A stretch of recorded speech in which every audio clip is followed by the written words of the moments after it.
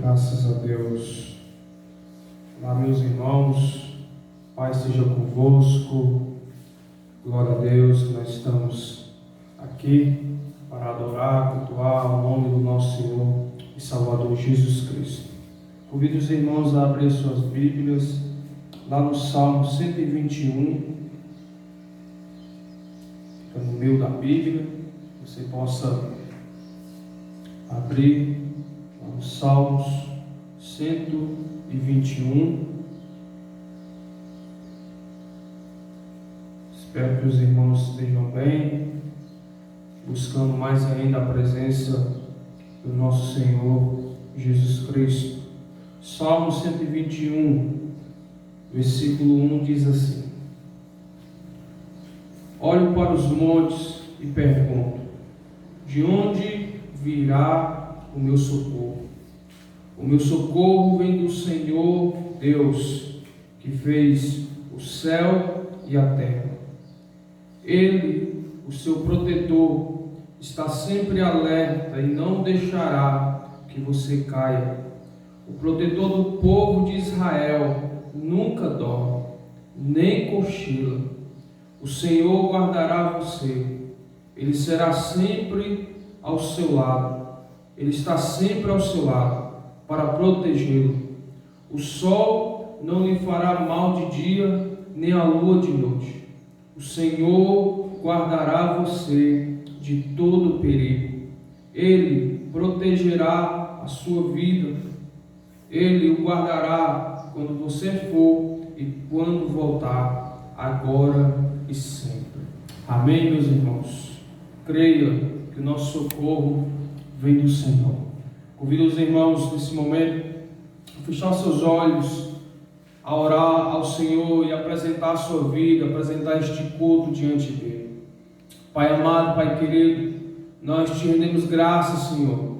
Nós te bendizemos por esse dia a qual o Senhor fez. Nós te adoramos, Espírito Santo. Nós te bendizemos, Espírito Santo. Pai, eu te peço que o Senhor possa abençoar, consagrar este culto para ti.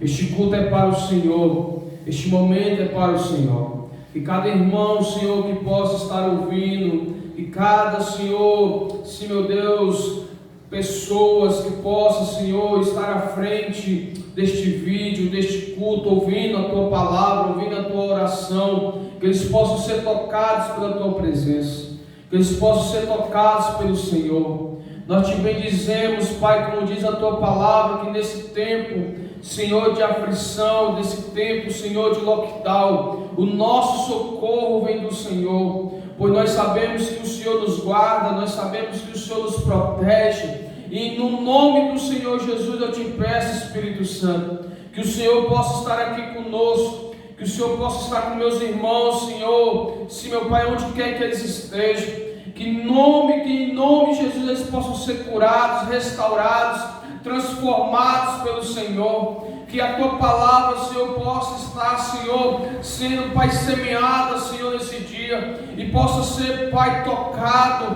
no coração de cada um dos ouvintes, e que em nome de Jesus as mentes possam ser renovadas, transformadas pelo Teu Espírito. Espírito Santo do Senhor, que o Senhor possa estar, Senhor, neste dia, fortalecendo aqueles que estão fracos, tirando todo o desânimo, Senhor, daqueles que estão desanimados.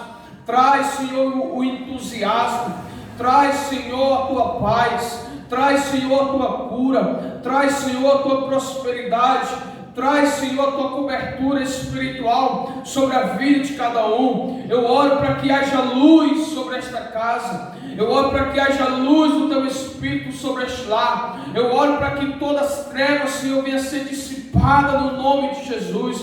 Eu oro para que em nome do Senhor, todo mal, Senhor, venha estar, Senhor, saindo do nosso meio, saindo deste lar, saindo desta casa. Eu profetizo e declaro no nome do Senhor Jesus, o Senhor restaurando, o Senhor trazendo vida neste lar, o Senhor restaurando casamentos, o Senhor restaurando relacionamentos. Eu profetizo e declaro, Senhor, toda sorte de bênção, Senhor, derramando sobre as nossas vidas, toda sorte de bênção, Senhor, derramando sobre cada lar, no nome poderoso do Senhor. Pai, abençoa este culto, abençoa cada um, Senhor, que estará ouvindo.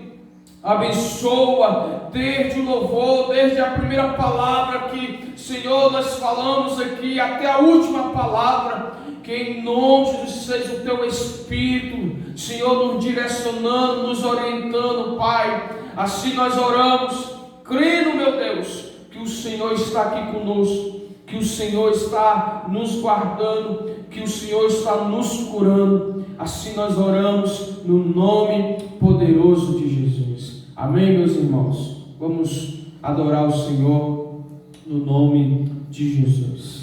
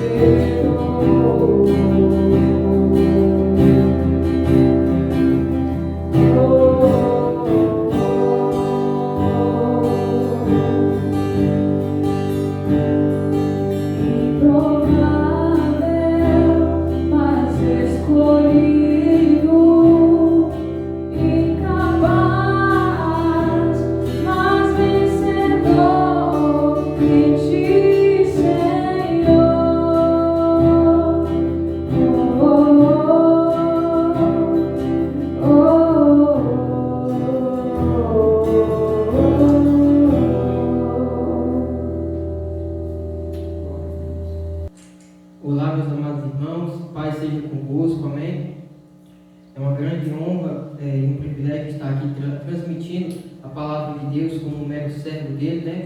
Sem mais delongas, eu gostaria que você abrisse a sua Bíblia no livro de 1 Coríntios, capítulo de número 1.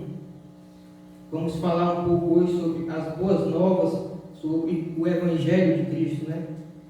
1 Coríntios, capítulo 1, vamos ler a partir do versículo de número 17, que diz assim: Afinal, Cristo não me enviou para batizar, mas para pregar o Evangelho, não com sabedoria de palavra, para que não se anule a cruz de Cristo. Certamente a palavra da cruz é loucura para os que se perdem, mas para nós que somos salvos, ela é o poder de Deus. Amém?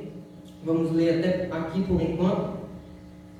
E para a gente compreender um pouco melhor a palavra de Deus, o que ela quer falar este dia conosco, nós precisamos entender um pouco o panorama histórico, o pano de fundo histórico, porque Paulo escreveu essa carta aos Coríntios, o que é que ele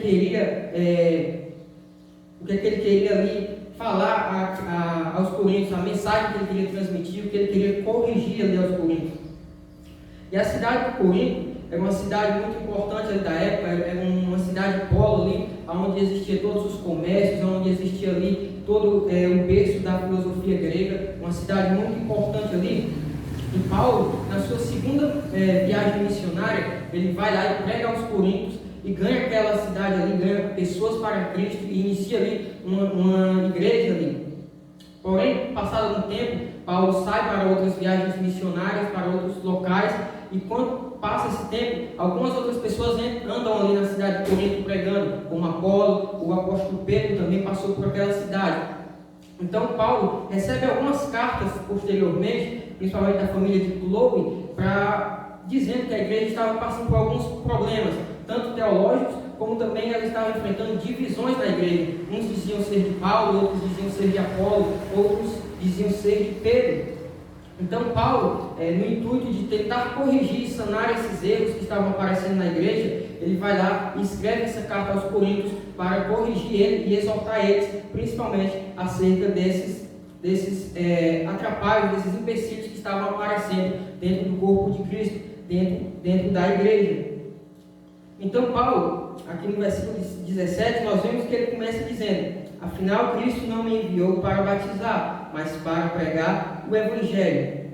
O que Paulo está dizendo aqui é que quando ele foi evangelizar os Coríntios, quando ele foi lá pregar aos Coríntios, ele não foi para batizá-los, ele não foi no nome dele mesmo, ele não foi transmitindo uma mensagem dele, mas ele foi para pregar o Evangelho de Cristo. Ele foi para pregar a mensagem do Redentor, do Salvador, Jesus, o Filho de Deus. Ele não foi lá batizar em nome de Paulo, batizar ali os Coríntios no nome dele, mas ele foi para transmitir o Evangelho. Ele foi ali para salvar pessoas naquela cidade através do glorioso Evangelho do Senhor e Salvador Jesus Cristo.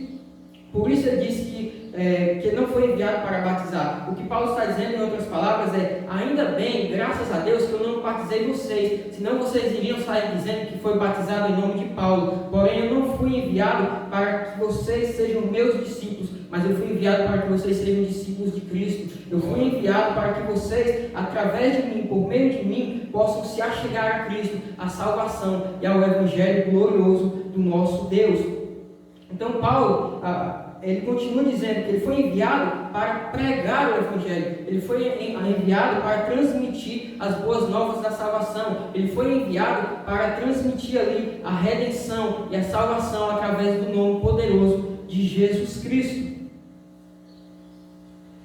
E nós temos que entender que o Evangelho, ele é uma mensagem de boas novas, ele é uma mensagem que nós temos que anunciar para as pessoas como um anúncio de que Cristo veio, de que Cristo morreu na cruz e de que Cristo um dia voltará para buscar a sua noiva, a sua igreja santa e remida. Para a gente entender um pouco melhor, vamos entender de onde surge a palavra Evangelho, porque a palavra Evangelho, ela não surge a partir de Jesus, não foi Jesus que criou a palavra Evangelho, mas a palavra Evangelho, ela significa boas novas, boas notícias, uma boa mensagem, e ela surgiu aproximadamente no ano 31 a.C., ali após o assassinato do imperador romano Júlio César. Começa ali uma batalha pelo trono ali entre Otávio e entre Marco Antônio ali para ver quem seria o próximo imperador. Então, passado alguns tempos de batalha ali, Otávio ele acaba vencendo ali a guerra, ele vence a batalha ali. Então, quando ele vence a batalha ali, um mensageiro é enviado às cidades de Roma para anunciar que Otávio tinha vencido a guerra, tinha vencido a batalha. Então, o mensageiro, ao entrar na cidade, ele chegava gritando: boas notícias, boas novas, Otávio venceu a guerra, Otávio venceu a batalha, e ele virá para reinar sobre esse império, sobre Roma. E é nesse contexto onde a palavra evangelho surge. É uma boa nova que é transmitida à cidade ali de um rei que venceu e de um rei que virá agora governar aquele povo. Então, fazendo um paralelo aqui com a mensagem de Cristo, com o evangelho, é isso que o evangelho significa. Nós devemos anunciar para as pessoas, para o mundo, que temos uma boa notícia, nós temos uma boa nova. Jesus, ele venceu a batalha, Jesus venceu a morte, Jesus venceu o inferno, e ele está vindo para se apossar do seu reino, ele está vindo para se apossar do seu povo e para governar e reinar sobre essa terra, sobre este mundo. E algo interessante, aqui ainda fazendo uma analogia com a batalha de Otávio contra Marco Antônio, é que quando eles batalharam, e Otávio venceu a batalha, e o mensageiro foi enviado às cidades para anunciar que Otávio venceu a guerra, podemos separar aqui pelo menos 3 pontos, que eu separei aqui como: algo aconteceu, algo acontecerá e algo estava acontecendo. Como assim? Algo aconteceu, Otávio venceu a batalha, Otávio brigou ali com o Marco Antônio e venceu ali, venceu a briga, venceu a guerra, e agora ele se tornaria o novo imperador. Depois algo acontecerá, o que? Otávio retornaria da batalha e se apossaria do seu reino, se apossaria ali do seu império e seria ali o novo governador, o novo imperador romano. Só que no processo entre algo que aconteceu e algo que iria acontecer, estava um processo que eu separei aqui como algo estava acontecendo. Como assim? Para aqueles que estavam aliados a Otávio, era um momento de júbilo, um momento de alegria, um momento de felicidade, porque Otávio venceu a guerra, venceu a batalha. Porém, para aqueles que estavam do lado de Marco Antônio, não queriam se aliar do lado de Otávio, era um prenúncio ali de tristeza, de destruição, de amargura, porque estava vindo ali um governador que iria reinar sobre eles gostassem ou não, porque ele tinha vencido a batalha, ele tinha vencido a guerra. Agora, fazendo um paralelismo com o evangelho, nós podemos separar da mesma forma, que algo aconteceu. O que aconteceu? Jesus venceu a batalha, Jesus venceu a guerra, ele veio encarnado como um ser humano, e ele veio aqui nessa terra, e ele levou a cruz, ele pagou o preço pelos nossos pecados, e venceu a morte, venceu o inferno, e agora ele é o Salvador, ele é o Redentor de toda a humanidade, porque algo aconteceu, Jesus venceu a morte, Jesus venceu as trevas, e agora ele está vindo, algo acontecerá. O que é, irmão? Aquilo que nós sempre esperamos e anelamos ansiosamente. Jesus está retornando para se apossar do seu reino. Jesus está voltando para se apossar do seu povo, lavado e remido pelo seu sangue. Ele está vindo para buscar a sua noiva santa. Ele está vindo para se apossar do seu império, do seu reino. Ele governará com um cetro de força sobre as nossas vidas. Enquanto Jesus, entre esse espaço atemporal de que Jesus veio e de que Jesus voltará, nós podemos dizer que algo está acontecendo. O que está acontecendo? Aqueles que creram em Jesus, aqueles que aceitaram Jesus como Senhor e Salvador, estão esperando ansiosamente a volta do seu Rei, a volta do seu Senhor para reinar sobre a vida deles. Porém, para aqueles que não creram, para aqueles que não aceitaram o Evangelho, infelizmente, é cheio de condenação e de morte, como diz a palavra do Senhor.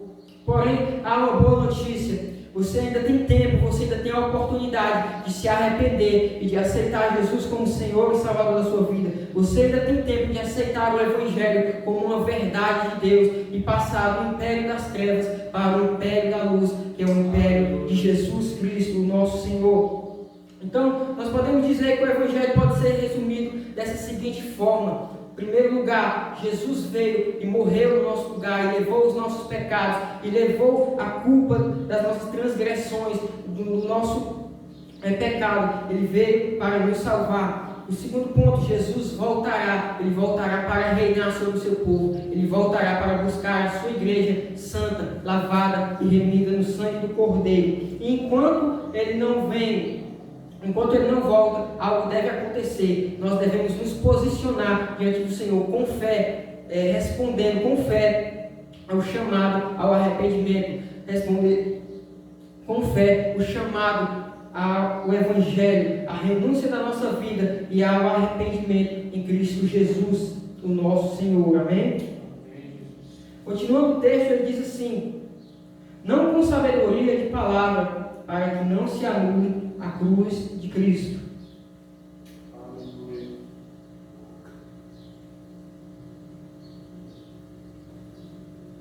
Aqui eu quero tentar ser o mais compreensível possível, porque em nossos dias há várias pessoas, na verdade, talvez em nossos dias isso esteja mudando, mas antigamente há muitas pessoas que não gostavam de estudar a Bíblia. Então eles eram doidos para pegar um versículo fora de contexto, para dizer que a letra mata, para dizer que não estudasse a Bíblia. Porém, eu garanto a você que você deve estudar a Bíblia, porque a palavra de Deus diz que nós pecamos ao não conhecer as Sagradas Escrituras. Eu digo para você que você deve participar da escola bíblica, porque quem participa cresce, na verdade, pastor Leomar. Então nós devemos estudar. Porém, o que é que Paulo está querendo dizer aqui? Não com sabedoria de palavra. Nós devemos lembrar novamente do contexto que Paulo está escrevendo essa carta. Era um contexto de divisão, onde os irmãos estavam dizendo: eu sou de Paulo, eu sou de Apolo, eu sou de Pedro. Eles estavam levantando ali seus ídolos, eles estavam levantando ali seus líderes, seus pastores, seus mestres ali, que eles gostavam mais ali. Então Paulo, ele está dizendo aqui: ei, quando eu fui para vocês, eu não tentei mostrar a minha eloquência, eu não tentei mostrar a minha sabedoria, a minha compreensão, a minha intelectualidade, mas eu só busquei falar uma coisa: a palavra de Deus, a cruz de Cristo. Nós vimos lá no capítulo 2, posteriormente, se você quiser ler, que ele vai dizer: eu somente anunciei Cristo e este crucificado. O que Paulo está querendo dizer aqui é que nós, ao evangelizarmos, nós não precisamos tentar encher as pessoas de uma teologia, tentar fazer um convencimento ali, intelectual ali para elas, mas nós devemos apenas anunciar a Cristo e este crucificado, porque o Evangelho é o poder de Deus para a salvação de todo aquele que crê no Evangelho.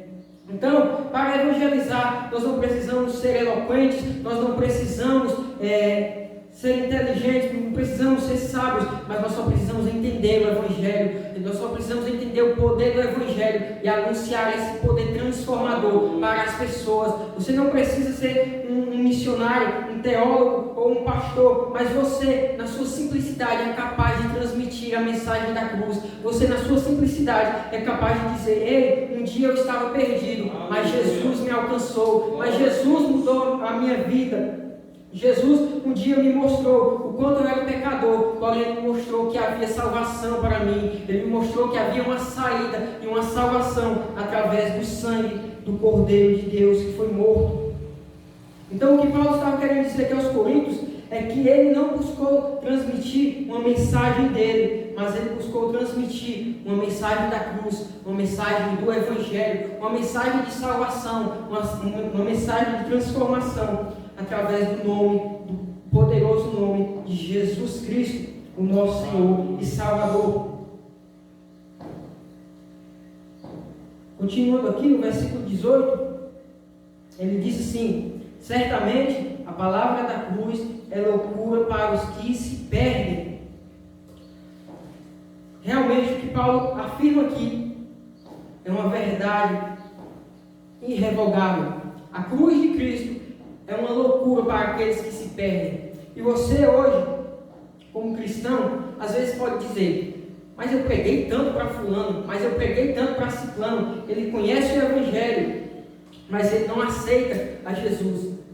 É porque, como Paulo diz aqui, a mensagem da cruz ela é loucura para os que se perdem. Por quê? Porque o Evangelho ele não prega uma salvação por obras. Não importa o quanto você seja bom, mas eu repito aqui as palavras do profeta Isaías, que ele diz: as vossas boas obras são como trapos de imundícia. O Evangelho é a única religião que não prega a salvação por obras. Não é por quanto você é bom, não é por quanto você tem uma moral elevada, não é por quanto você ajuda as pessoas, mas o Evangelho ele salva apenas pelo sacrifício de Jesus Cristo. Então o Evangelho ele não te dá o mérito da salvação, por isso confronta as pessoas. As pessoas olham para o Evangelho e dizem: como assim eu não vou ser salvo pelas minhas obras? Como assim eu não vou ser salvo pelo que eu faço? Mas eu sou tão bom, eu não mato, eu não roubo, eu não tenho pecados sexuais, eu não minto, mas você é um pecador. A palavra de Deus diz que todos pecaram e destituídos estão da glória de Deus. E o homem só é salvo única e exclusivamente pelo sacrifício de Jesus Cristo na cruz do Calvário. Então o Evangelho ele não é meritocrático. E na verdade mas o mérito é de Jesus, e não seu, e não meu. A salvação, nós não levamos nenhum mérito disso, mas é apenas de Jesus, todo o mérito, toda a honra e toda a glória. Então, essa palavra parece loucura para o mundo. Essa palavra, esse evangelho, um evangelho onde você não precisa fazer nada para ser salvo, apenas crer que Jesus morreu no seu lugar. É um evangelho que confronta, é um evangelho que vai de encontro aos corações das pessoas, e as pessoas acham que isso é uma loucura. Como pode uma mensagem que diz que eu não sou salvo pelas minhas obras? Por isso, ela é loucura para os homens. Por isso também que o Evangelho ele não é compreendido e não é aceito apenas no âmbito intelectual. Você pode explicar quantas vezes você quiser o Evangelho para uma pessoa, porém ela não será salva pelos seus argumentos, ela não será transformada pela sua eloquência e pela sua intelectualidade. Por isso que Paulo disse aqui, que não buscou falar com sabedoria, mas nós vemos no capítulo 2, posteriormente, se você quiser ler, que ele vai dizer que buscou pregar o Evangelho, a cruz de Cristo, com o poder do Espírito Santo, porque as pessoas não serão salvas pela nossa inteligência, pelos nossos argumentos, pela nossa capacidade ali de tentar mudar a forma dela pensar, mas ela será salva, ela será transformada quando o Espírito Santo convencer ela. A salvação é mais do que um convencimento intelectual, mas ele é um convencimento espiritual. A palavra de Deus diz que o Espírito Santo é quem convence o homem do pecado, da justiça e do juízo. Por isso, irmão, é muito importante que antes de você evangelizar, ou durante a evangelização, você esteja em constante oração por aquela pessoa. Porque você pode falar bem como for, você pode falar e ter argumentos irrefutáveis, que aquelas pessoas possam sair dali dizendo: realmente você tem razão. Porém, elas nunca vão aceitar Jesus se o Espírito Santo não for lá e tocar no coração dela. É o Espírito Santo que traz no coração do homem o convencimento do pecado, de que ele precisa de um Salvador, de que ele precisa de uma transformação e de uma regeneração através do nome glorioso de Jesus Cristo. É o Espírito Santo que vai agir nas nossas vidas. Nós podemos ver isso na nossa vida, no nosso dia a dia, na nossa conversão a Jesus. Será que nós, com a nossa própria força, com a nossa própria vontade, nós teríamos aceitado Jesus? Será que nós aceitamos Jesus porque nós quisemos? Ou quando nós olhamos para trás e diz: verdadeiramente eu só fui salvo porque o Espírito Santo me convenceu, porque eu fui tocado por Deus? Eu não sei com você, mas comigo eu posso dizer que eu, pela minha força, eu nunca teria aceitado Jesus como Senhor e Salvador. Porque eu dizia: eu ser crente, seguir essas leis, seguir essa religião, Deus me livre. Porém, uma força maior, chamada Espírito Santo, me tocou e me convenceu, e eu digo: meu Deus, o que é que eu estava fazendo sem Jesus? O que é que eu estava fazendo longe do Evangelho? Não há vida, não há salvação, não há felicidade, não há alegria longe de Jesus, longe da presença do nosso glorioso Salvador Jesus Cristo. Por isso, irmãos, ao evangelizar, entenda que você precisa pregar o Evangelho. É necessário que você anuncie as boas novas de salvação. Porém, você deve orar, você deve chorar pelas vidas, você deve jejuar por elas, porque elas só serão convencidas com o toque do Espírito Santo. Quando o Espírito Santo vier sobre a vida deles e tocar no coração, trazendo essa convicção de que eles necessitam da salvação em Cristo Jesus. A palavra de Deus diz no livro de Romanos, capítulo 10, versículo 9 ao versículo 10, que se nós confessarmos a Jesus com a nossa boca e crermos no nosso coração que Ele ressuscitou dentre os mortos, seremos salvos. Pois com o coração se crê para a justiça e com a boca se confessa para a salvação. É necessário que nós confessemos Jesus com a boca, e para isso nós precisamos crer intelectualmente de que Jesus morreu pelos nossos pecados. Porém, também é necessário que nós creiamos com o coração, e para isso é necessário que o Espírito Santo nos toque e nos convença de que é necessário o arrependimento e a fé em Cristo Jesus para a salvação. Por isso, essas ambas verdades andam lado a lado. Você deve pregar o Evangelho, porém você deve orar para que o Espírito Santo toque na vida daquela pessoa, para que ela seja salva e para que ela seja regenerada através do sangue de Jesus Cristo. Amém? Para encerrar, o versículo conclui dizendo, versículo 18: mas para nós que somos salvos, ela é o poder de Deus. Para nós que fomos tocados pelo Espírito Santo, para nós que uma vez entendemos a verdade do Evangelho, hoje ela se manifesta de uma forma poderosa, de uma forma gloriosa, de que se você compreender a mensagem da cruz, que você compreender a mensagem do Evangelho, você não tem outra saída a não ser se render aos pés de Cristo. Se você puder entender a verdade do Evangelho, você vai compreender o quanto essa mensagem é poderosa, o quanto ela é magnífica, o quanto ela é bela, o quanto ela é grandiosa. A mensagem da cruz, a mensagem do Evangelho, o poder contido no Evangelho de Jesus Cristo. Por isso, irmãos, busque ao Senhor, busque ser tocado pelo Espírito Santo, busque compreender o poder do Evangelho, porque se você compreender o poder do Evangelho, você não vai querer mais apenas guardar essa verdade para si, mas você vai querer anunciar às outras pessoas, você vai querer que essas pessoas também provem desse Evangelho, desse poder, dessa gloriosa manifestação da salvação através da fé em Cristo Jesus. Você vai querer que as outras pessoas sejam tocadas pelo Evangelho de Jesus. Por isso, se você ainda não sente, se você ainda não se converteu, se você ainda não aceitou Jesus como Senhor e Salvador, busque o Espírito Santo para que Ele te convença e para que você possa provar do poder do Evangelho. E se você já foi tocado, tenha no seu coração a vontade, o desejo de anunciar essa verdade a outras pessoas. Aquele seu vizinho, o seu marido, o seu irmão, aquela pessoa que está necessitando de Jesus, ela precisa entender e compreender a verdade do Evangelho. Por isso, vá até ela e anuncie a verdade do Evangelho. Ore por ela, jejue por ela, para que ela possa ser tocada, assim como um dia você foi. Assim como um dia você foi salvo e regenerado, que você possa desejar e anelar que as outras pessoas também sejam salvas. Paulo diz no livro de Gálatas, capítulo 2, versículo 20, para encerrar, ele diz o seguinte: fui crucificado com Cristo, assim já não sou eu quem vive, mas Cristo vive em mim. A vida que agora vivo no corpo, vivo pela fé no Filho de Deus, que me amou e se entregou por mim.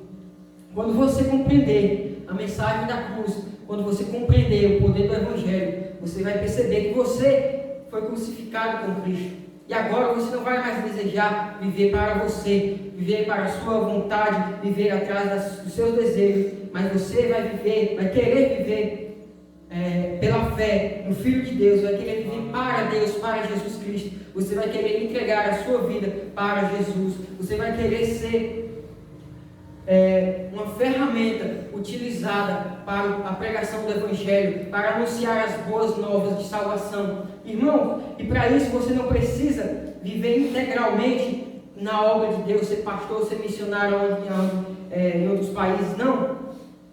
Quando você é transformado pelo Evangelho, você vai querer anunciar isso na sua escola, na sua faculdade, para os seus amigos, para os seus parentes, para os seus familiares.